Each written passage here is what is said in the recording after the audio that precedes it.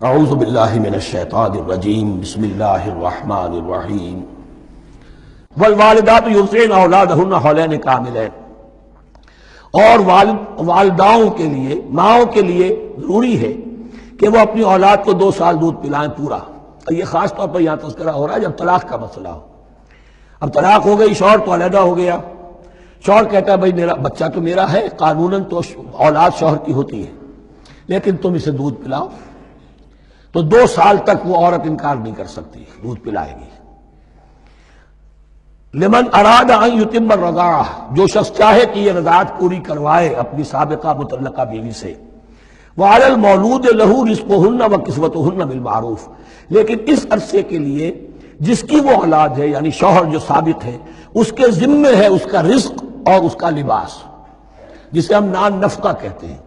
2 سال اگر اس نے دودھ پلانا ہے، اس ماں نے، مطلقہ ماں نے، اپنے طلاق دینے والے شوہر کے بیٹے کو یا بیٹی کو، تو اب اس عرصے کے دوران اس کا نان نفقہ اس کے ذمے ہے، باپ کے ذمے ہے، بالمعروف، بڑے طریقے سے۔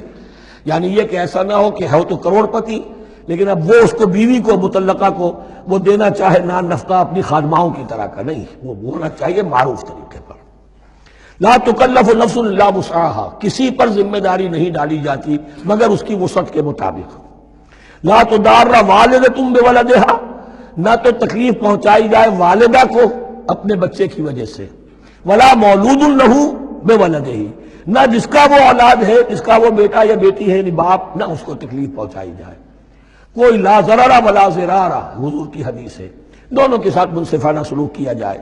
وعلی الوارث مثل ذلک، اب فرض کیجئے وہ شخص جو تھا طلاق دینے والا وہ تو مر گیا، تو وارث کے ذمے، اس کا جو وارث ہے اس کے ذمے نان نفقہ رہے گا، اس کے اپنے مرحوم والد کی اگر اولاد اس کی کسی مطلقہ بیوی کے پاس ہے 2 سال تک دودھ پلانے کے لیے۔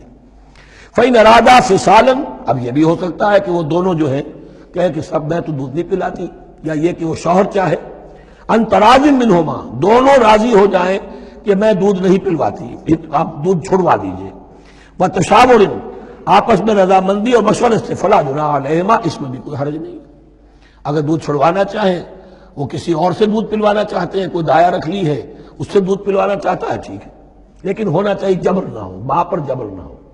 ان تراض منہما، دونوں کی رضامندی سے، وتشاور، اور مشورے سے، فلا جناح علیہما، تو پھر ان دونوں پر کوئی حرج نہیں ہے۔ وَإِنْ أَرَدْتُمْ أَن تَسْتَرْضِعُوا أَوْلَادَكُمْ فَلَا جُنَاحَ عَلَيْكُمْ، اگر تم چاہو کسی اور سے اب دودھ پلوانا، رضاعت کروانا، تو اس میں بھی کوئی حرج نہیں۔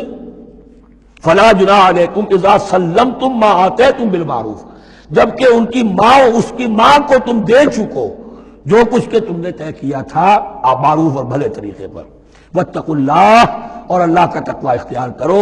وَاعْلَمُوا أَنَّ اللَّهَ بِمَا تَعْمَلُونَ بَصِيرٌ، اور جان لو کہ جو کچھ تم کر رہے ہو اللہ اسے دیکھ رہا ہے۔ صدق اللہ العظیم۔